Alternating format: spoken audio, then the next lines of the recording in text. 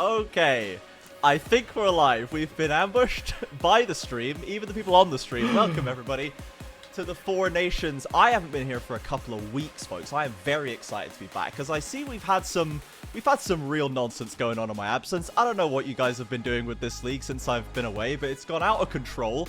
Paragon's just beaten Ruddy. Everything is going crazy.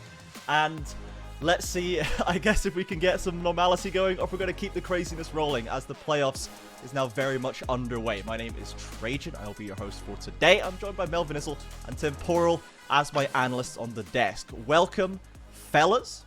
Melvin Izzle, I'm glad to be back when you're back as well. It's rare that we get a Melvin sighting, but I'm glad that it's lined up with me here today. How are you? I'm doing well. I'm glad to have the overlap, and hot damn do we have a hell of a series coming up today. This is, Yeah. you know, what we maybe would have been seeing as the third match, but it doesn't mean that it's not anything more than exciting, though. Yeah, absolutely, right? Just because they're second and third does not mean that we are expecting any less from the best that UK and Irish League has to offer. Temporal, now that we've had one series, I should say, out of the way, you think we're going to see the same here today? You think we've got another full 3-game series on our hands, or you think we're going to see maybe a bit more of a less close series here today? Maybe. Yeah, an early sleep. It should be less apocalyptic, I think, than yesterday. What a word. What a the way word. Game 2 went was earth-shattering, bone-shaking, and UKL defying. Neither of these teams sort of have that dynamic where they have like a big uphill to overcome.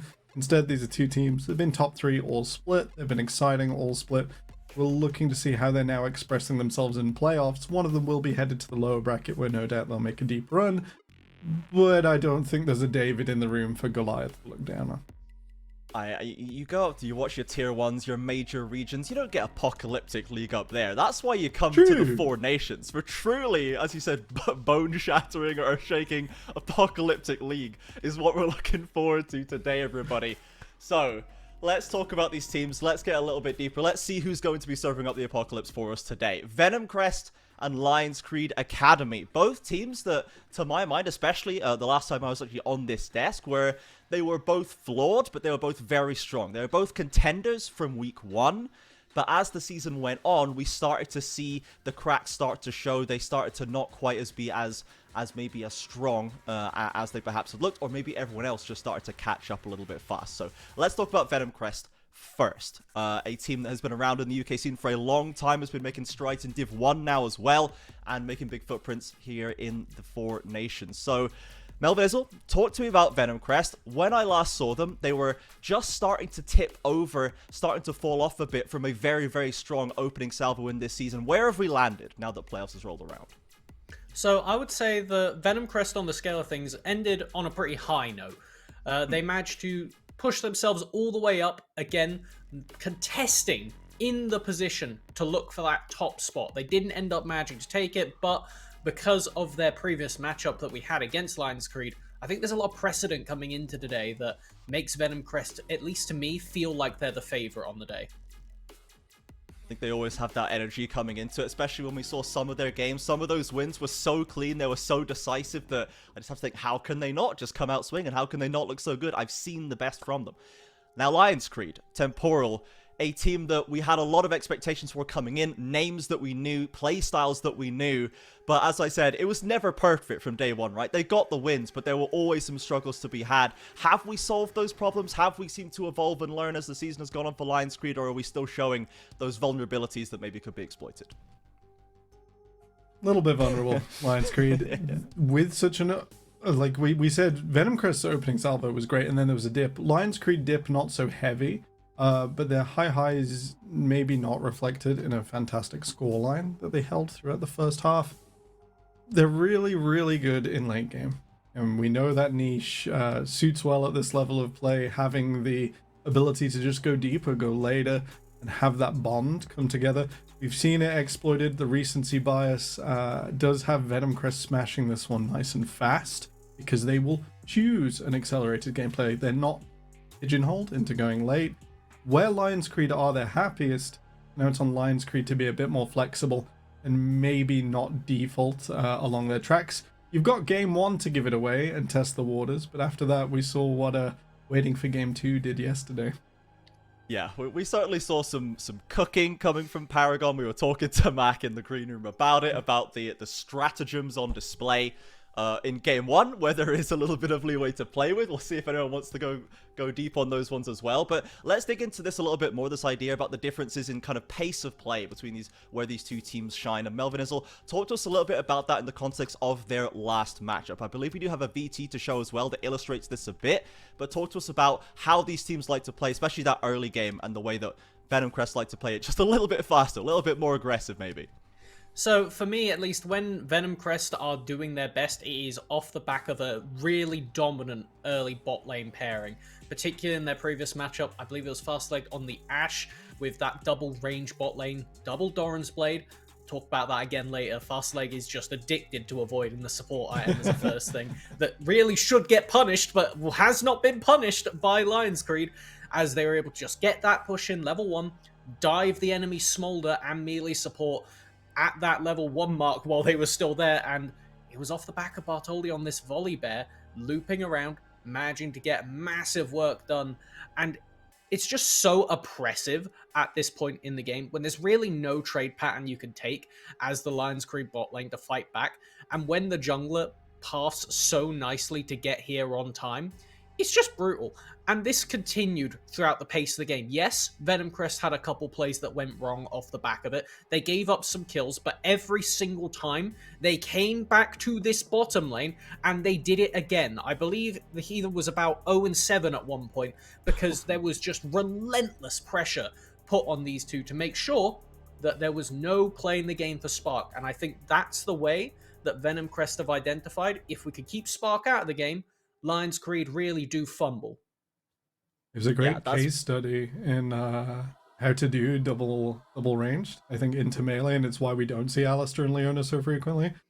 I think even the Volibear, I don't remember in that game, commonly picks up a Doran's Blade, commonly just decides to fist fight early on. Like, those items are so incredibly powerful. You buy a jungle item on next patch, it's not out quite yet. It actually disables Doran's. I wonder if support item will also have to go incompatible before people just stop all-inning. Yeah, Riot just handing down a decree from on high, like, stop that, okay? Stop that. This is not the point rude. of this That's item. not what we wanted. Yeah.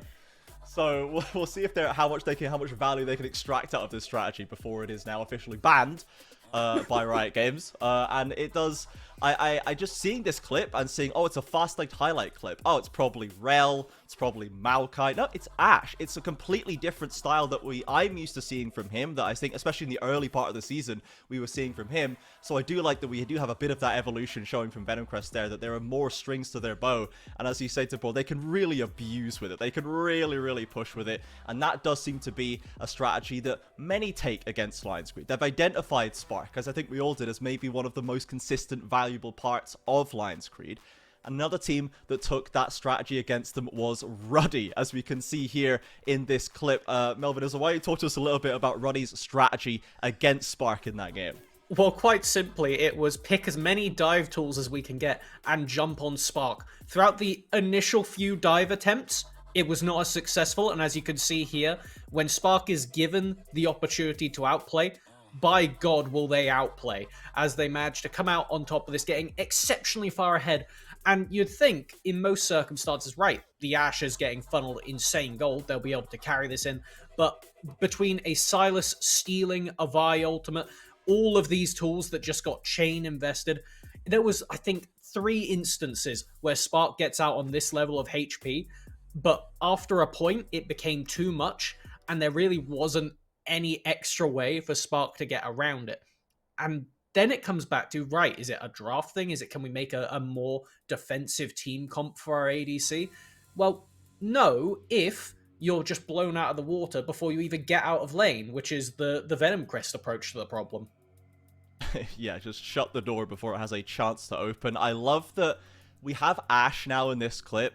For so many seasons, it feels like it's been relegated to this as a utility pick. It's an ult bot. We're doing Triforce full ability haste builds, or we're doing it support with lethality. But you can still do the kind of on-hit Varus style I don't have a dash, but I don't need one. I'm just going to space glide my way through this fight, and it's going to be fine. So I love that Spark is still showing us that.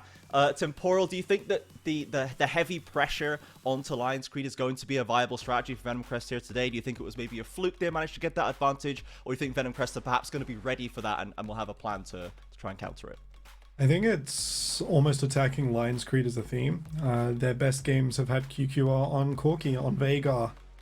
These are picks that do not have the option to play in that space that Venomcrest want to accelerate through and make the most of, have made the most of in their last meeting. For Lionscreed, that means going back to the drawing board and showing us something that we haven't seen versus a top team in the UKL so far. There is quite a heavy burden on them here, despite being such a strong team, to actually reinvent themselves and start again.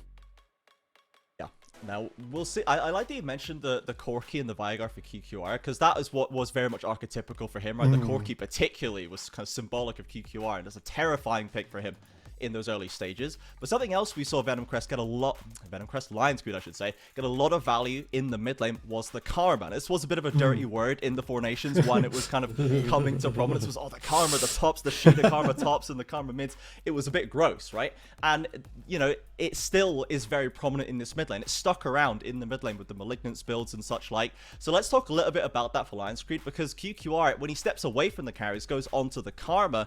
Melvin Izzle, we do see him pairing up with Pawp and Bust very, very well. So talk to me a little bit about the value that Lionscreed can get when QQR takes a step back onto this Karma and lets the top side shine instead. Generally speaking, it feels like a utility pick, but when QQR was on it, it felt like it was an artillery mage. Yeah. Absolutely disgustingly played. I believe it was only the one game we've seen from it, but I think coming into today, I could very much see Lionscreed pivoting a style to say, right, let's just make sure that bot lane has a survivable lane and move that pressure up to the top side. Pair up QQR and Pawp to actually get a lead independently as a duo, and then enable Bust to start looking for flanks in these team fights on some champions like the Aatrox. That's where I think that we could see Lionscreed look for a different way around Venomcrest today, depending on how heavily they index into the right.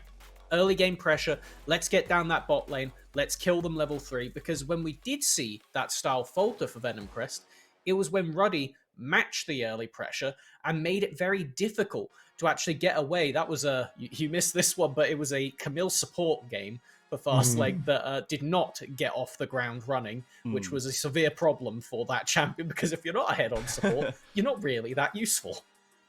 Yeah, I can imagine that turning a bit ugly, perhaps, for Venomcrest if that doesn't get off the ground, as you say. Temporal, when it comes to then maybe shifting the focus for Lionscreed up to this top side, maybe just saying they're going to just be all over Spark, deal with it as best you can, buddy, we're going to build this other strategy. For Lionscreed, how well do you think that is going to play out today against Venomcrest? Because Venomcrest top side is so strong, right? We've got Kenji and Bartoli, two very, very strong players. Do you think that is a reliable win condition for Lionscrest to bet on their top side, as it were, to outperform?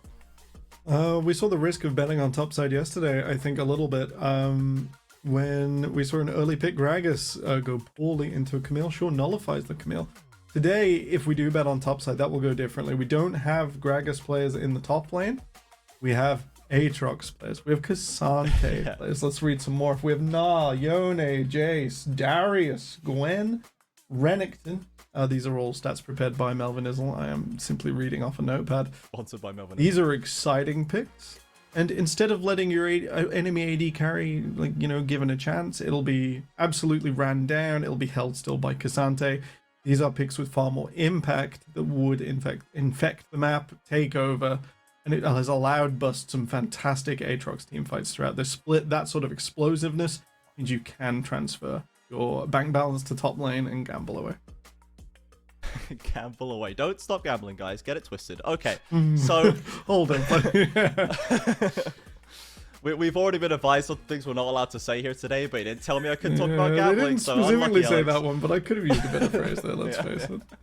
Okay, so the last thing I want to touch on here before we'll have draft coming around very quickly as this series will be kicking off is this jungle matchups particularly, because there's so many exciting players on both these sides. We've already touched on QQR and Bust. All the solo lanes, honestly, all the carries for Lionscreed have massive places of their own on this Lionscreed team. And we talked about Kenji, the top lane for Venomcrest. We talked about Lasp. We haven't talked about Lasp, actually. Sorry, not Lasp. A freebie in the bot side who has a very interesting pool that I'm sure we'll get into when the draft starts. But the jungle matchup here, Bartholdi versus Pulp, I really love this matchup personally, because Pulp is such a veteran, such an old hand in the region. We've got so much tape on this guy, we've seen the successes for him up and down the divisions, and Bartholdi for me is more of a development project that's come over seasons of Four Nations play, and we started to see him go from the mid pack right up to the top as we are now. So Melvin Izzle, when it comes to this matchup, these junglers specifically, can you give me just a take on who do you think is maybe going to be favored today, or some way that either of these junglers can attack their opponent to try and get their advantage?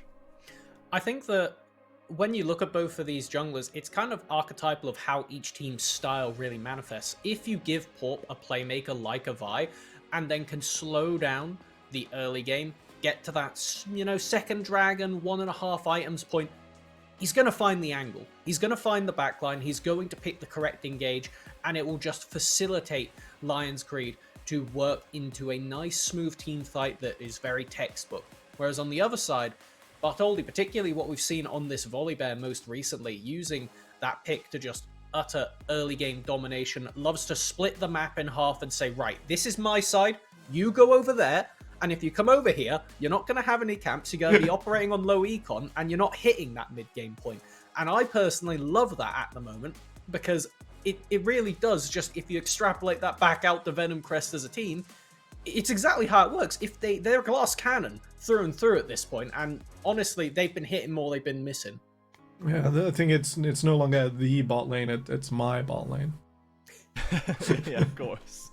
Exactly, that's where we live now. So for to talk a little about the draft as it comes up, as we are getting into it actually, so we'll make this a quick one. For the jungle, is Volibear, is this bannable? Is this a bannable champion? Because this is becoming like so high prior. Get it gone. We don't want to see Being it. on blue, Lionscreed have the ability to try and pick up the Volibear or the Smolder on their own, and we didn't call it out ahead of time. Venomcrest are, much like Paragon, another Talia team, and in a meta that says you want to play Smolder, you want to play Cogmore, you want to play Twitch. Ooh. A safe early front line goes a long way. That is a very early respect Corky ban in the first rotation right here. Considering how many of these mid champions are potential, like the Karma, like the shared Vigar pick even, I think that is just massively indicative of Venomcrest saying, right, let's neutralize that mid lane part and make sure that they can't play through QQR today. Ashe and the Karma taking a lot of these champions that we've touched on already. These highlight picks, these very symbolic picks have been left up, and yet the Ezreal, the last one standing for a freebie, waiting up in that pool. Okay. No, Senna got through. All right. A freebie, the reason we're all joking about this, a freebie's played 3 AD carries all split long. They're 3 really good ones. It's Varus, Ezreal, and Senna, which is, really great AD carries. Senna, slight nerf, Ezreal, bit specific. Lionscreed, though, left that one up, and they'll take it themselves, blue one. The bear, though. The bear's just got through He's V1. Free. It should already be locked in my mind. It's very flexible, and Venomcrest clearly just playing the clock here to solidify whatever they're going to take with it. There's no way that bear doesn't go in. Okay, so if we get the bear, I'm assuming that the optimal place probably for Venomcrest to put it is Bartholdi, right? Just because we have so much kind of the gank pressure is so strong there. It's something that Bartholdi is great. It can push that early game, as we said, right? If we end up thinking about it for top lane as well, how do we manage this risk? Now we have the Volibear flexibility. Do we need to adjust significantly around this? It's such a kind of a linear, simple, just punch you champion. Do we need to adjust our draft for Lionscreed based on this, or do we just go, well, they've just got the 2 best junglers on the patch now? It's going to be one of them. Yeah, that's kind of saucy, actually. With these 2 picks on red side, you can flex these all over the place. So I think that Venomcrest have got a really solid start right now for initiating, and honestly, between these 2 champions, possibly 2 of the best in the game for diving towers, being able to drop aggro with the Maokai or turn off the tower with the Volibear. So Lionscreed, I don't know how they can telegraph this more, what is going to happen, and the Nautilus is certainly an answer for mitigating dive pressure. That's a really sucky matchup into Maokai support. Maokai absolutely crunches Nautilus. Getting Maokai close to your AD carry is a bad time. I like the Sejuani coming through. It's nullifying. I kind of want Spark to be farming on this Senna. I was originally a non-believer. I've come round to it. It does the damage you need to get through the fight earlier. There's no sharing. There's no plateau. It's just absolutely fast and heavy on this patch. No bruiser can come through for Lionscreed Academy, or Kenji will be piloting the Volibear, as Zeri, one of our lower priority AD carries the hover. We are in that weird space, and she will be locked in. There we go. We're bringing new tech out for a freebie here in the playoffs. Expanding Venomcrest horizons. Yeah, still heavy on the scaling side. Do we worry about there Zeri goes the in the Vega lane? ban. There goes the Vega ban. QQR still vulnerable. I was convinced that Braum actually would be the Vega ban. Anything that stalls anything that would enable the Lionscreed comfort zone, if they do survive, has to go. Yeah, as we come through, we see some Kenji attention as well. That Gwen certainly earned it. Just before we get into that second rotation of the picks, is Zeri something we're going to worry about into Senna Nautilus? Is the lane kind of weak enough now that we have to worry about a freebie falling behind? Or is it still safe enough to manage itself? Probably safe enough. The Senna is quite oppressive into Zeri. Nautilus maybe not the way to go into Maokai though, so their ability to advance is limited. The Braum, if it were left open, would have been an absolute smash into that R1-2 coming through on Bluetooth. Not able to, of course, complete that right now. Okay. The rest of mid lane focused out. LeBlanc and Silas removed. I'm wanting to see what QQR is going to give us. If he's going to give us like a team fight, more of a control mage kind of deal, like the Lissandra, the Orianna he's played before, or if there is something new in the tank for QQR. As we've already seen one incredibly suspicious Zillion pick in the playoffs, man. I don't know if we're ready for another one. Like we foreshadowed that there would be potential game 1 cooking, and I feel like we're falling down the rabbit hole again with this. But this is the place to cook, right? This is where you're meant to do it. You're meant to get your abstract strategy out the way now, because if it works, then suddenly the other team's like, oh god, what on earth are we banning in game 2? You could just lose straight off if anything goes wrong. As Bust got the Aatrox, I'm very, very happy to see that. You also get game 2 to fix it in the case of disaster. That's it. That's a pessimist view. Absolutely. Yeah, okay. Oh, so we have it is. I really like Volibear into Aatrox, but I am a Volibear player and an Aatrox non-believer. Yeah. I wonder, okay, never mind. Kenji just doesn't care and just picks the most optimal matchup. That bear destined for the jungle.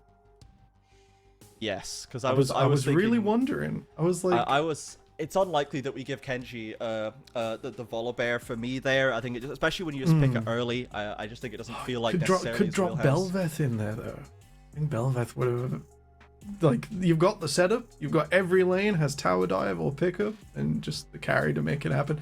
Not the way for Venomcrest. Instead, that huge Cataclysm will be now facing off against the late game of Lionscreed. They now have an equalizer, not from Rumble, but similar form.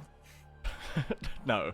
So Lionscreed Academy, they've wound up with something fairly normal. They've got Aatrox, very high prior on the top side for Bust. We know he's good on the bruisers. We have the jungle coming in with Sejuani. It's just an evergreen pick right now with the utility it has. And then Senna, Orianna, Nautilus. We've got a strong 5v5 here. We've got decent scaling there. And they seem to have kept it fairly standard. On the side of Venomcrest, Kenji into the range style to try and bully out Bust. Great. Bartholdi high prio in the jungle. The Zillion answer into the mid lane to just complete this composition. So how do we feel, I think, about this Venomcrest comp? Have we wound up with a real composition and one that can actually contest Lionscreed, which are very kind of top-of-the-shelf picks kind of across the board? That bear is going to go so fast. Yeah, that's what I'm thinking. I see Zeri, I see Volibear, I see Kennen. These are, I mean, even the Maokai. All of these champions are just absolutely so oppressive with movement speed. The only thing I'm wary of, though, is it doesn't really matter how fast you are if you run really quickly and just get mulched by an Aatrox, which very much could be the case with what Venomcrest have here. I don't see a lot of damage if you manage to put either the Zeri or the Kennen behind, and it's not an and, it's very much an or, because of how meaty this Lionscreed comp is. You're gonna need a very far ahead Zeri or a super snowballed Kennen to actually be able to just burst through all the important targets on Lionscreed. All members of Lionscreed have a button that says go on Bust. You can now have a go at a team fight, easy peasy, some nice CC, all of them, you know, Senna Snare, Nautilus, everything, Orianna, everything, Shockwave especially so, and of course Sejuani holding people still. The risk of attacking the flat profile of Lionscreed, where everyone can hold you still to let the rest of the team come together is very risky when you have those individual, as Melvin mentioned, individual threats. One individual threat is a very easy Nautilus ultimate. Very easy. I think I like that we do have QQR on the Orianna with the bust Aatrox topside. It does kind of lean more towards that Karma and melees thing that we were talking about. There is, because Orianna tends to be fairly supportive in the way they play fights, right? They're looking to shield, they'll try and find the big ultimate, but ultimately they can be a semi-enchanter kind of mage for the top side. That leaves, perhaps, Spark and Heathen somewhat on their own. We've seen this can go very well. This can also go very bad. Now, Venomcrest has the Volibear. How do we feel, Melvin, about Venomcrest's chances in trying to disrupt the Lionscreed game plan? Are we going to be perma-diving bot lane? Are we going to be trying to disrupt top lane and play off the Kenji bully in that side? Where do you think Bartholdi is going to be spending their time here?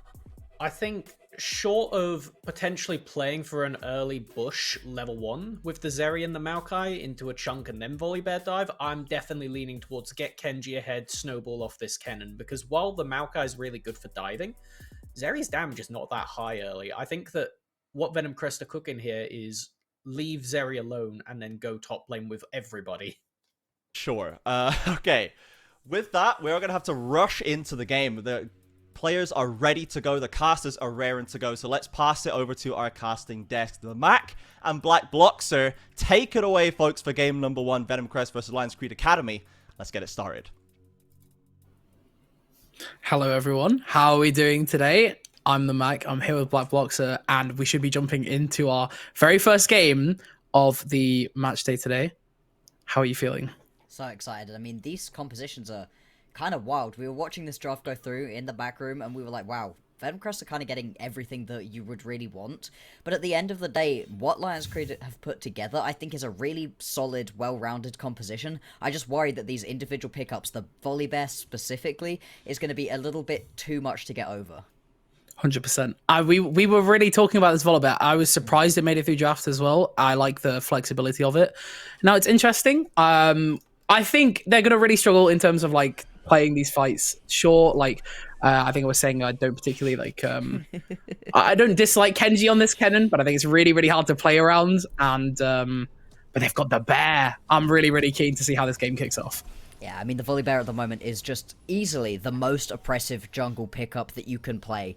The 1v1 potential of a Volibear is incredible, so you never really want to get involved in skirmishes around Scuttle Crabs, and for the early Drakes and those, you know, Void Might that you're constantly trying to fight over, all of a sudden having a Volibear in the game means that as the other team, you really don't want to step up for them in most situations. It just puts a lot of pressure onto the opposition, and Sejuani individually just is not a strong pickup at the moment. That being said, obviously it's a Sej, you give so much to your team in terms of utility, and it's always good to just have a big tanky jungler. So I can see both sides of the argument right here, but it's always a risk when you let over one of those priority picks. For sure. Speaking of other picks that are, we're hating a lot on Lionscreed right now, but I like the QQR Orianna here. It's something that they've been pretty good on. They feel pretty good on it at the moment. Sure, we know they're used to their scrungly picks like Veigar, but they found a lot of success on stuff like the Orianna, the traditional control mage style. So, I expect to see some little wombo ults here, some, enabling in team fights, and they're going to need really important picks here, especially coming into a freebie on the Zeri, which is going to be incredibly hard to catch when we start winding into these team fights later on. Sorry, did you just say a freebie on a Zeri? That's not a Varus or an Ezreal or something. I didn't know that he could play other things, except we did know that he could play other things, although I'm going to see a little bit of aggression right here. During the early stages of the game, this Zeri really doesn't do that much, and it can be quite, tricky to play around when you can't land these auto attacks as consistently because they're skill shots. Still, a big chunk of health taken off of Spark, but yeah, freebie on something that's not one of those 3 picks. Yeah, and I think another pick that I want to talk about as well that's just weird, and obviously, a freebie being off of those 3 picks, really interesting because bot lane's been kind of stale a little bit in the UKL with traditional ADC picks. Raskilda on the... Never mind, I'm not going to get an opportunity to speak about Raskilda because we have a hook coming through onto the Heathen. Lisan Al-Gaib could not see that one coming. This could be a trade, though, onto the Heathen. Not quite landing enough of that auto to get the damage down. We'll heal back up with those pots. Spark just poking away. Just a little bit early skirmishing, but ends up burning that flash. Actually gets the ADC flash advantage here for Spark as well. So a freebie not having that flash early, it might hurt, but still has that ghost. going to be the TP back from Heathen. I mean, I just love going with the TP down into this Oh, support role. they're Wait, not Spark. stopping. He can Spark go. is ready for more, but maybe he's a bit of more than he can chew. The double stun burst instantly, but first blood goes What through. plans? He dies to minions. And we are going to see the kill picked up there on a freebie by the Nautilus. A trade there, unexpected coming through. Ooh. Yeah, not quite ideal. The TP out of the Heathen really going to come up trumps in that situation. Really unfortunate for Spark that they ended up going down to minions. Bartholdi is just going to murder Porp right here. Going to go straight in. Going to get this kill really easily and steal away the red buff. It's an absolute disaster, and that's what you can get. Both from the power of the Volibear and having really good tracking of the enemy jungler. It looked like Bartholdi knew exactly where Porp was to place down that ward really early on to just spot out where Porp was at, and taking away both the red buff and getting that kill right there is just so disruptive to what Porp wants to do, and getting this Volibear online this early on is excellent. Really, really good stuff out of Venomcrest. For sure. And just touching on back again what you were saying about Sejuani and like agency and how it doesn't feel like good compared to the bear, the beast right now. Vol here going absolutely crazy and should actually just scale ridiculously well with an early lead like that. It's going to be very, very hard to catch up. Absolutely. I mean, the Volibear build that you are going at the moment just makes you such a threat. You can 100 to 0 somebody incredibly quickly, but at the same time are able to stay alive for such a long time, healing constantly through those Ws. It means that playing around this Volibear just gets trickier and trickier, and giving over an early kill, exactly what you don't want to do. This is a Volibear who still hasn't base, looking for a gank bot lane. We are going to see the engage there from the Heathen. Will follow with a stun through onto Bartholdi. A freebie actually picking up the kill on Spark, though. I'm not quite sure why Sen is that deep when they've been separated from the team, though Lisan Al-Gaib will toss them back into the team. It's not an ideal gank, and the counter gank didn't really feel that effective there.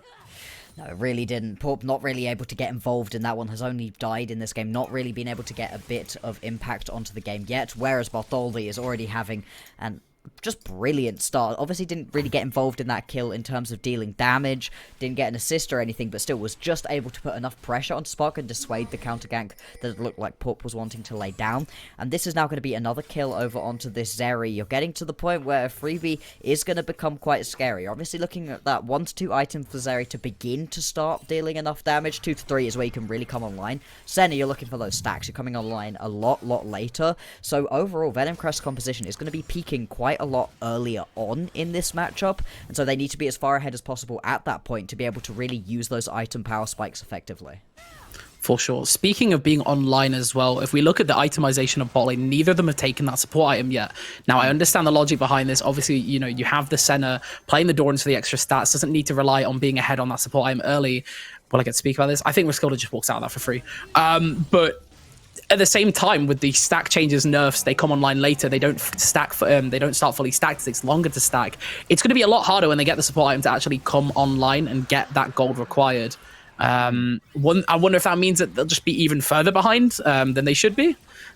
Hopefully not, but yeah, I mean, it's getting tricky, isn't it, at this point in the game? And you can see that early Drake also going to go over to Paragon's side. Sorry, Paragon's side, getting trolled by the graphic at the top. My bad. Over to Venomcrest side. Venomcrest, there we go. Brain. Yeah, I was getting saw the confused as well, Paragon don't logo and I worry. was transported back to yesterday. I think I've been scarred by that yesterday draft. What a series, right? You know, the para gamers in chat were popping off yesterday, so... Nope.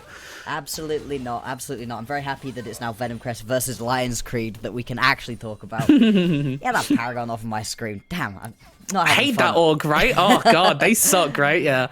All right, Bartholdi going to be heading on over to the Grubs. Managing to pick himself up both that Drake and those Grubs is just a sign of how Wow. strong the Volibear is at the moment. Up by a huge chunk of CS. Going to just take the first 2, then step away. You don't really have to take all 3 out of that first set if you don't want to. You can just try to walk away. Going to look to steal away this blue buff. Porp gonna take these wolves instead. It's gonna take Porp quite a while. The clear speed of Sejuani is not particularly fast. If Bartholdi smites this blue buff, should just be able to take it away. Doesn't have smite available, actually. Okay. He doesn't know. Oh my gosh. And it's, wow, it's a heist. It's a masterclass here from Bartholdi. Yep. Just to follow up back on the points about objectives, I think it's Temporal that loves going on about the statistics of, well, the first taking of the dragon versus the grubs. Well, it doesn't really matter because they got both anyways. Speaking of picking, though, Freebie gets caught, just rooted down. What interesting W coming through there. just checking flank as well, just in case there was a gank. Yeah, it's kind of like hard for Zeri, as you said early in this lane. It's really, really oppressive. They can even look for a dive here, maybe, with that level advantage here. The Heathen ready to pop that ult, send that Zeri back to Zorn. Yeah, Not the quite. amount of damage that you can lay down from Spark and Heathen right now is incredibly strong, but I don't know if they're going to want to look for a dive. I think that would be a little bit too risky. I like this roam, though. Roskilde and Bartholdi bringing that Zilean down for a potential play around the bot side of the map is always excellent. You've got that extra speed up, which so many... Oh, poor. Oh, poor. Oh, not again. And we are going to see level Port 5. just getting bullied. It's so unfair. I mean, it's not unfair. That's just the way the game goes, unfortunately. But you've got to feel a little bit bad. It's like, what can you do? You can't really walk in the jungle here. Part of me wonders if bot lane could have walked to get a little bit of vision prio as well, or like look to fight, but even then you just lose against the bear. QQR can't walk either, but they are maybe going to trade something in the bot side. Spark just poking away, looking to farm those souls. There can't really be any like proper fast follow-up here from the bot lane of Venomcrest, unfortunately, but does now have the 6 ready to go on Maokai, so I want to see a little bit of brawling down here. Yeah, I think we could definitely be heading towards a bit of a brawl. Level 6 is going to be coming through pretty soon for the rest of the bot lane players. And Porp is in the area. You could potentially look for a dive right now, but up against that Maokai is definitely risky. You can see that QQR is heading on over. And Venomcrest bot lane, they recognize the fact that they were being set up for a dive right there. Back right off. Bartholdi's up in the top side, picking himself up that Herald. There is no reason for you to stick around in that situation. And... sorry, not the Herald. That would be the second set of grubs. No reason for you to stick around in that situation and get yourself caught out. Is that second set or first set of grubs? Am I silly? Was that? I think that's still first set because they left the one, didn't they? Yeah, was that just the third one of the grubs? So this is going to be a really delayed set. Yeah, really it's delayed.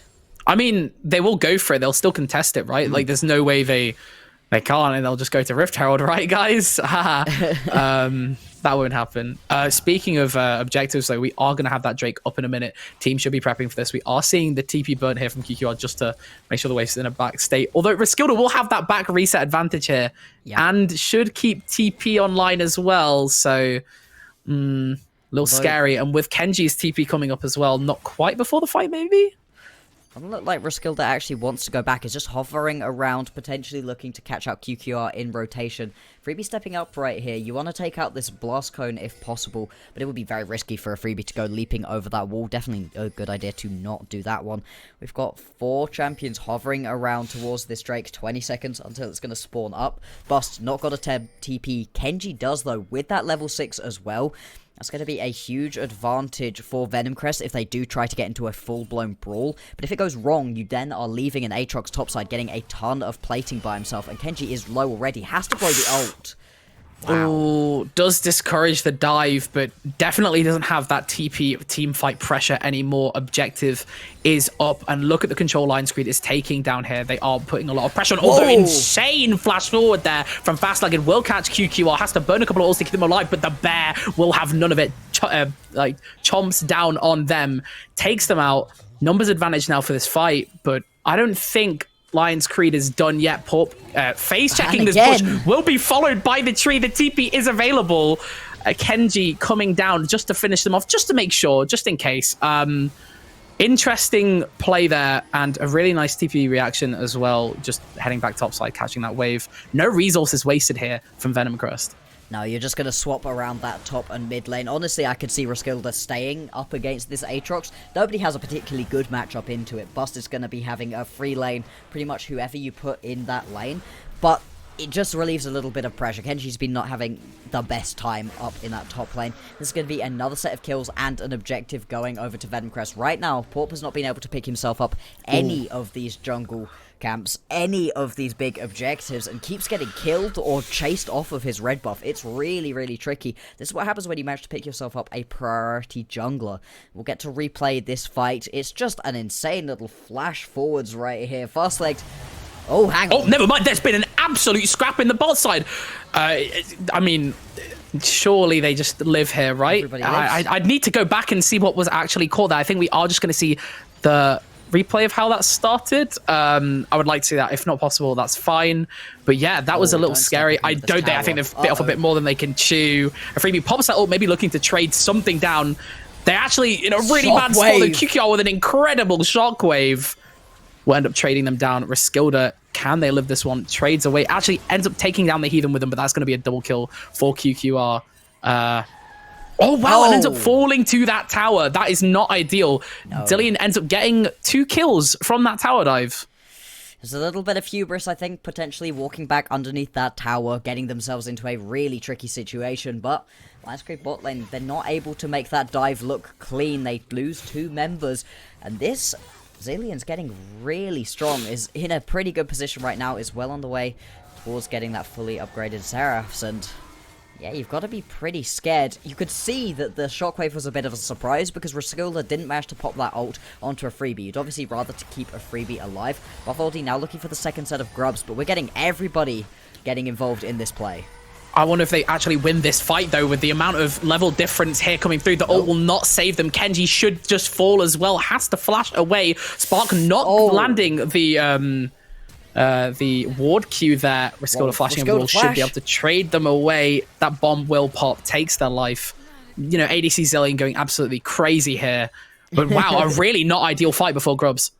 No, not what you would have hoped for. It looked like Bartholomew was really confident. Oh, you're just going to go in onto this one, pop it back. Fast-legged has been really, really good at catching these movement abilities with that W. Nice little reset of health there with the ult. Very smart. And during this fight as well, we spoke about how late Grubs were taken. Grubs aren't there anymore. It's back to Rift Herald now. So we're only going to be sat at a 3-grub game. Yep, which is so odd. You never really see a 3-grub advantage because somebody just goes and gets the grubs because they can't compete for the Drake. They can't get a dive on in the bot lane either. Instead, Bartholdi just took the first 2 and left. You can see in this fight, Bartholdi feeling super confident. The bear is strong, but has to pop the ult pretty late on. Gets taken down. Kenji flashes away, and the Spark is going to try to flash follow, but misses onto that Q and just gets leapt on by Roskilde. I mean, the amount of damage that the Zillion is doing at this point is incredible. Love the little ping of the emote. Always good to see, as we're going to have a bit of a play in the bot lane.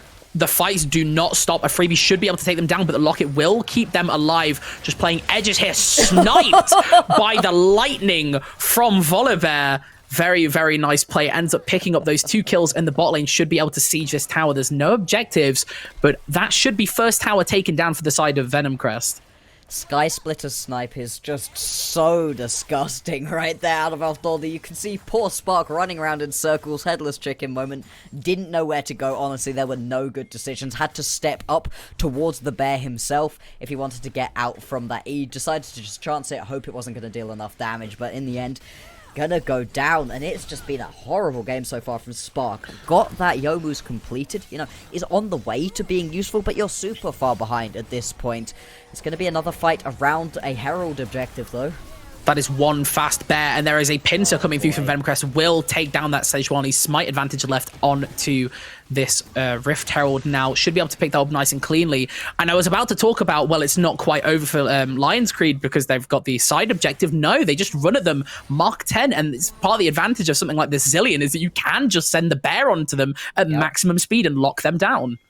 And I'm reminded of something that Melvin Izzle said earlier on, which was that if you get both the Kennen and the Zeri behind, then you're in a really good spot. The Kennen, I'd say, is pretty far behind, as we're going to see Bust just jump on top of Kenji. Oh, Kenji's just going to get away. He gets to walk this one. Is so disgusting. He's going to get a base in the back of the pit. With the empowered recall as well, there's not even a chance of getting picked there. I mean, that's not ideal. Bust really should have killed there with a little bit. Wow, okay, Fast-Legged is really going crazy with these engages this game. I know Malclair's not exactly the most mechanically technical champion, but these have been very consistently good engages and picks here. All of these flash engages getting really great picks onto exactly the member that you want to be able to take down. It's going to be a mid lane tower taken as well for Venomcrest, and they're going to expand their lead even further. They're up by about 3, nearly 4,000. Could rotate back over onto this Drake now that you've got so much mid lane priority, and there's nothing that Lionscreed Academy can do. And like I was saying, Metal mentioned that if you manage to get both the Kennen and the Zeri behind, then you're in a really good spot. The Kennen is pretty far behind, but the Zeri's in a really good place, and that damage is being taken up by Bartholdi and Roskilde. You're getting enough damage out of the Bear and the Zilean because of how far ahead the Zilean is, and because that Sunder is just so strong on this Volibear. It doesn't matter so much that you're macking a little bit of the damage, and beyond that, you're just so fast. You're able to get to fights before Lionscreed can set themselves up. Sure, the wombo combo is better, but if you can't get there to set yourself up for a wombo combo, if you don't have the vision, if you don't have that mid lane priority, what can you do? QQR are going to get leapt on again. Cannot even kill Roskilde, though. Will not be able to kill them. Can keep themselves alive. Bartholdi just jumping on this poor robot lady. QQR taken down again, and we are just seeing why teams have been banning out Volibear on this patch. It's incredibly strong right now. An incredibly good performance as well from Bartholdi.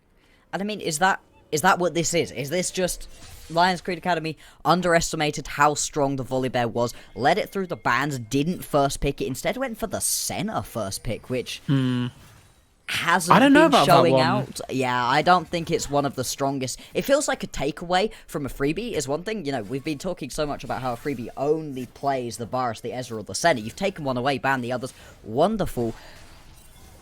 But then you're leaving one of the bigger priority picks open. You're gonna have to fight mid. Once again, Porp caught lacking a little bit here. Should be just caught down. The Heathen in the thick of it, though. Barely saved by... not even quite saved by the that's a great stun. But that is a huge pick. But it doesn't matter, because they have a Zillion. The Zillion will keep them alive. They are continuing to lock down people on Lionscreed Academy. Bust will fall. 3 remaining members. Wave crashes, and they now have no pressure coming up before this Baron. 45 seconds left. Respawn timers are still fine, so Venomcrest will just look for that reset. Honestly, the fact we're not further into this game is a saving grace right now for Lionscreed. Otherwise, that should have been a Baron going down. You can see the engage is just, again, you run at them as fast-legged. It doesn't even matter what's in front of you. Sprint at them, bash them back with those Maokai abilities. This would be a great stun, but like you said, it doesn't even matter. You've got that revive coming out from the Zilean. That's the power of this pick, and that's something I worry about for the upcoming games. If, as Lionscreed, you go, whoops, we shouldn't have let the Volibear through, our bad, you either pick it or ban it yourselves. Are you still letting the Zilean go? This Zeri has also looked really good, and more than anything, the Maokai performance out of Farsight has been just on point this game. Yeah, it's interesting as well to see the Zillion pick, because I don't know, it's something that QQR has played so much of as well. You'd think that they'd understand a little bit about like, how it plays, but what can you do into this team, as you said? It's just such an insane draft that it's not, at this point, it's not even just the Volibear, it's everything together, working together, just being incredibly oppressive, and they have just been able to pick up this Baron buff, absolutely no contest, and they might even get ran down here, having to use pretty much, you know, a fair amount to actually get out here, but they can pull the trigger whenever they want with this Maokai ult.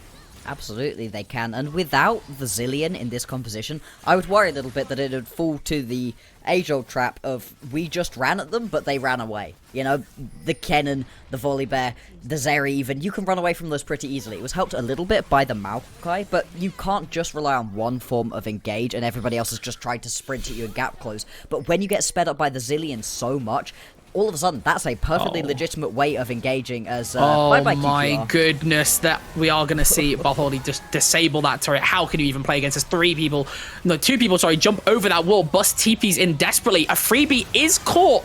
I don't know if they have the damage to actually put them down. Look at how much Bartholdi is healing in this fight. It makes Aatrox look silly in comparison. This is just going to be an absolute team wipe. Once again, another insane follow here from Fast Legged. The mastery flash of disrespect. That is a team wipe. And with this Baron buff, I'd be shocked if they don't look to posture to end the game here. I think that honestly, Heathen's doing the right thing in just trying to keep them busy for as long as possible. This is 2 members not trying to take down your base. Like you said, the timers still are pretty short, and QQR is going to be back up, Spark in about 5 or 6 seconds as well. So it's the right decision out of Venomcrest to just back off. And I'm in love with the way that Venomcrest are playing right now, because this is the Venomcrest that graced our screens at the start of the split. At the beginning, they played calm and collected, making the right decisions, backing out. All of a sudden, after they lost that first matchup to Lionscreed, it just went wrong for this team. All of a sudden, they just weren't playing their normal style. They it felt like they were panicking a little bit, constantly making bad decisions, and that's why they lost quite a few games on the bounce. It feels like they've put their feet back under them, taken a deep breath, and said, hey, we can get ourselves back into this series. Now they're looking to close this game. And it just feels like we have no breathing room. Every time we try and do a little bit of reflection, there's a new fight starting, a new approach here coming through from Venomcrest. So much pressure in their jungle, keeping them completely locked out of this dragon. Lionscreed are looking for the angle here, but with a constant barrage of skill shots, it's really, really hard to walk in. The Heathen's got a miracle job to do to try and find this first engagement pick. There's only so much Bust can do, but World Ender is available. Hawk doesn't quite have that ult, but what an insane engagement. Oh, the shockwave! QQR with an incredible shockwave, and the center follows up with the ult as well. Kenji can only do so much. Falls, that ultimate will be turned off. Slicing Maelstrom of no use here. I wonder if this fight is still turnable, though. This Volibear is healing a lot and doing a lot of damage, and it's not quite over yet. Even Zillion's putting out quite a bit. Spark just trying to free hit the best they can, but once again, can you kill this bear? This bear is a beast of nature, and No, you can't. No, guns you don't beat can't. bears. Guns don't beat bears. What can you say? That is a triple kill for Bartholdi. Mac, look at the base. Look at the base. Can we get a shot of the base? God. They're actually just going to take the Drake, and the minions are going to take the base for them. I mean, what a disaster. Lionscreed would have won that fight if they weren't down by like 6,000 gold at that point. That ultimate out of QQR, absolutely insane. I think QQR has been, I'd say, the best mid laner that we've seen in this entire tournament so far. Just popping off. I think Timothopa is playing out of his mind at the moment, and there's an argument between the two, but consistency over the course of the whole split, QQR has been our best mid laner, and you can see why. That ultimate, that shockwave was brilliant, but does it matter when you're this far behind? That's also soul for Venomcrest, as if they needed even more to make this composition unplayable. Now you've got extra damage and some more slows when you first auto-attack. What can you do? How can you get out here? How can you get out here? Like, genuinely. So, as if it wasn't already bad enough when you've got the bear running at you, you've got the tree just flinging itself at you. The Zeri's going to make sure that you will not walk away. And again, Lisan Al-Gaib, again. I'm saying, I love the Dune reference, but they do see the future. They see them winning this game as well, and Volibear will go in with Just the Stormbringer. The I mean, how can Spark play this game? And it doesn't really matter. The Volibear's not even there for the rest of the fight, because look at the output of the team. Their raw damage from the rest of them. Bust will get that reset. Actually, Bartholdi's bit off more than he can chew. A little bit too ego there. I think you mentioned hubris earlier. I know no one's built it this game, but there is quite a bit of presence of it. That should have been a one fight. Bust able to just run at them. Very, very silly. Absolutely, it should have been a one fight, but yeah, Bartholdi just got a little bit too hyphy, feeling himself a little bit too much. You can understand why this Volibear is practically unkillable. Unfortunately, practically is the key to that sentence, you know? You dive underneath an inhibitor turret, you have both an Aatrox and an Orianna wailing on you, you're gonna go down eventually, but still, you manage to pick yourselves up another tower in the mid lane, another tower in the bot lane. You've also got super minions pouring in through the top lane still. They're in a perfectly good spot. As Venomcrest right now, you're just waiting 40 seconds, you're gonna pick yourself up this Baron and walk it in to the base and try to win this one out. As Lionscreed, you ask, what can they do? They just got to keep stalling. You know, your Senna's beginning to do damage. Unfortunately, every time the Senna sets up and tries to do some, Bartholdi jumps on his face, so it's not easy. And this might be the end. And what another incredible engage here from Fast. Like, it's on the Heathen, so she might be able to walk out of this one. Ends up actually being able to turn this. It's not a great team fight for Venomcrest here, but it doesn't matter because, as you said, they are just so ahead. And when behind. Bust falls, the team fight is almost over. Spark can only do so much when there is a bear. And a freebie has been free hitting, loves to play this Zeri, has absolutely been going insane, been given the free roaming space, and unfortunately just not quite able to match in this bot lane. That is an ace for Venomcrest, and it looks to be the end of the game. Venomcrest just going to close this one out. Going to go 1-0 up in this series in our upper bracket semi-final. Winner of this one going to go on to face Paragon in the next round. Loser is now in the loser's bracket, has no last chances.